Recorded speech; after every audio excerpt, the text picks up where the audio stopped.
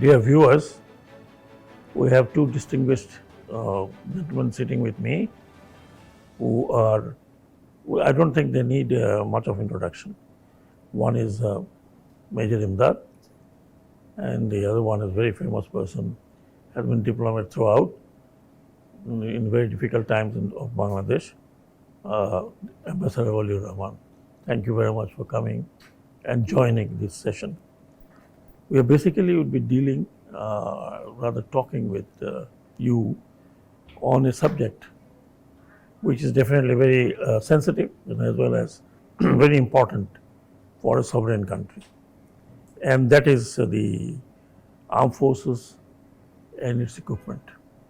Particularly when I'm talking about equipment, I'm talking about hard equipment. That's the armaments. It's very important for Bangladesh, being a sovereign country, as well as we are today after 50 years, where we are standing in nationally and internationally. Our armed forces is the second largest contributor in United Nations peacekeeping and peace enforcing as well. Not only peacekeeping, in some places peace enforcing. And you know, peace enforcing includes use of force. Therefore, the armed forces has to be very modernized so that we can compete with the other countries who are in United Nations system. Apart from that, being a sovereign country and as armed forces has increased its volume, particularly since last one decade, and the modernization was needed, modernization being sort of started and being done. But the point is that the deal, arms deal, which you know doesn't come free, you have to spend money of your budget. Since long, I would say last, let's say, almost 50 years now, their main supplier was China. And it is still, and we are dependent on Chinese arms, equipment, and also in maintenance. Now, don't you think the time has come to diversify for the strategic reasons as well, and as well as the modernization of the weapon? What's your take? Thank you. Thank you. So way back in 1972, I had the great honor of being with the father of the nation in Geneva. And among other things, well, he was returning back home after the operation. And surprisingly for me, he raised the issue of security of Bangladesh. And he said, look, I want a very strong army, but small, but very powerful, strong, equipped with the most modern armaments. But an air force, of course, and a very strong navy, he said. Of course, it's too early for him to understand which country is going to be our contributor and all that. And it all happened mostly after his tragic death in August '75. You know, basically, as of now, as I understand, and an advantage that I got out of the Committee on Economic and Social Consequences of Armed Stress and Military Expenditure of the Secretary General of the United Nations, of which I was a member. There, see, the question of security of even a country like Bangladesh, which of course is growing in the economy and economic power. Therefore, we have extra money. We have just completed the Padma Setu. It's a symbol of the country becoming mature, as it were. Every country has its own time of showing to the world that, look, we are somebody in the world. So for us, the direct answer to your question could be in this manner, that And as I hear from friends from the Army and Air Force and Navy, that it's time to diversify. It's time to have better equipments. It's time to have better armaments. And the reason they give, some of them are very negative, some of them are not so negative. Those who are in the negatives, they say, look, some of the armaments that we received don't even work properly. They are old, they are second hand. And as an example, they mentioned about this supply of the submarine a couple of years ago. So these are the things, including Air Force, including Navy and all that. And I'm told that some of the naval equipments or Air Force equipments are not being even used properly because they are not functional. Now the thing is that we have been paying for that. We paid for that. It is not for free.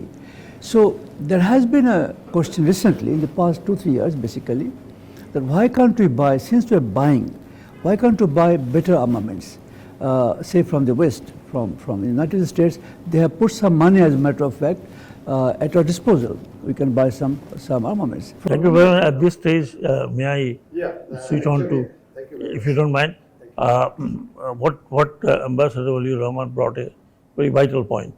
The point is that why shouldn't we buy something much better in technology?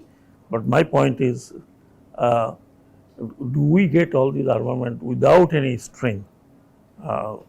This, particularly the Western world, are they willing to sell their latest armament to country like Bangladesh or not? Thank you very much, sir. Actually, the first vital question is that for the security, why armament is required?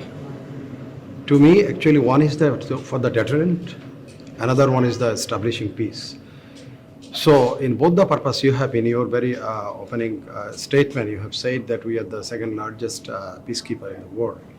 So, we need some equipment to be at par with the other countries of the world, to contest, having contest with the other countries of the world, that we are to prove our capabilities. From that point of that perspectives, we need some armament. On the other hand, for the deterrent, we need some sorts of armament. And now the question comes the source of armament and quality of armament. So, as he has expressed his experience with much before what he gathered when he was traveling with Bangabandhu, very recent past actually, I have some experience with the Myanmar authority. When NAV crisis was going on, Myanmar was about to just launch attack on Bangladesh. So I was having that opportunity to be with the Myanmar authorities, though the policy makers, especially the senior general and the Western Command commander. I met them and I said that you see that if you start something with Bangladesh. So in those days they were not having the MiG-29. Bangladesh was having MiG-29. I said I have given a comparative scenario before them. You see that you have, they had that time F-7 fighter aircraft, and we were having the MiG-29. So I put before them that you see that if you have F-16 or MiG-29, then it could be you could just face the Bangladesh Air Force, but you F-7 cannot. So that proved one of the deterrent effect on them.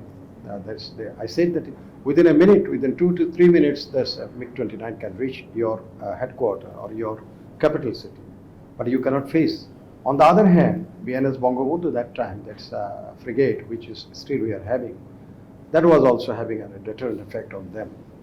Now question is that procurement of the armament, modern armament. Very recently, this Turkey, they have shown their interest to provide some things to us, and they have proved in Tajikistan, with the recent past, in Armenia, how effective their drone is.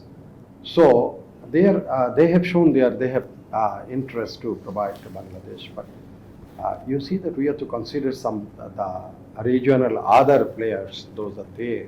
When we want to procure something, so the other people having the concern. On the other hand, our capabilities is also involved. The Western country, they demand their armament is too costly for steel in Bangladesh. Too costly. Thank you very much. The China is providing, which is providing itself. The cost reason they are, we are having the better option even till today. Thank you very much. But one, there's one catch in it. If you diversify too much, then army like our armed forces like Bangladesh is very small. Exactly, sir. Exactly. Then interoperability comes. It comes, yes. One. Number two is the maintenance. Maintenance difficulty cost, increases. yes.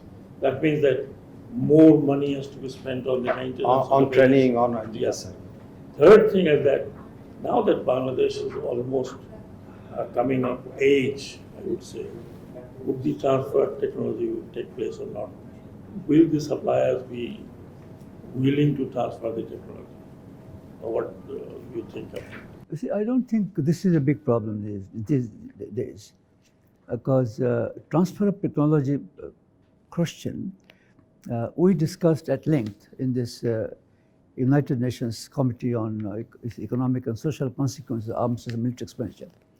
Transfer of technology will happen automatically if you buy arms from a particular country. You see, most recently, we have been watching the war in Ukraine, the Russian invasion of Ukraine. Now, Russia is 10 times larger in armaments and other things, equipments and the number of troops, etc. But look, they are facing a serious problem in defeating, of course, not far from defeating, but they've been confronting the Ukrainians, largely because of the good armaments, the more advanced equipments and advanced training of the Ukrainian force.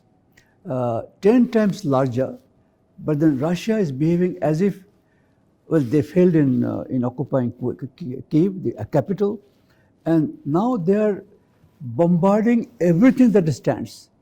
So this is not a kind of warfare that anybody expects. So even in India, Indians are thinking of dropping the Russian supply and go for the Americans or the French or the German equipment. If I come down to you, Ukraine war is a different story altogether. As far as I can understand, because they are backed by complete EU. That scenario probably, as I understand, that scenario is not probably going to work here in Bangladesh. We have to face, we don't know who we have to face, but definitely we have to face one of our neighbor, which is in the southeast. We are facing them. So unknown adversary, maybe any time, maybe. So, yes. I mean, that's what you prepare for. Now, if the diversification is made, so many diversification, is it going to hamper the cohesion of the strength or not? There is no doubt, sir. Because if you go for so many diversification, it will hamper the training as well as it will involve a lot of cost for Bangladesh, a country like Bangladesh, which will be a luxury for us. Besides that, actually, whatever the armament is, what Ambassador Waliur Rahman said, before we received, we have to ensure that it is quality. Whatever the armament. So thank you very much. I don't have much time, but it was very serious and a very sensitive discussion. So we have to decide quality versus quantity and the complication of the maintenance, and as well as he said, the transfer of technology. We cannot depend all the time on all the countries, but basic transfer of technology has to be there. Thank you very much, gentlemen.